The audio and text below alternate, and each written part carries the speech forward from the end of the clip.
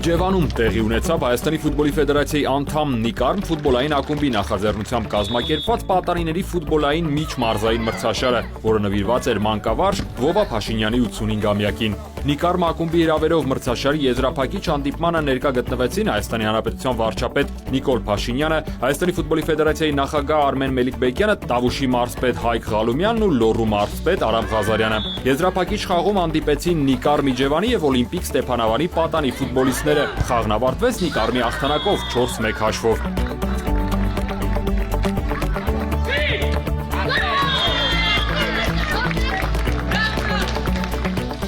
Հանդիպման ավարտից հետո մրցաշարի լավագույն ֆուտբոլիստները ստացան անհատական մրցանակներ, պարգևատրվեցին բոլոր ակումբների պատանի ֆուտբոլիստները, ինչպես նաև եզրափակչի մասնակիցներն ու մրցաշարում հաղթանակ տոնած Նիկարմ ակումբի սաները։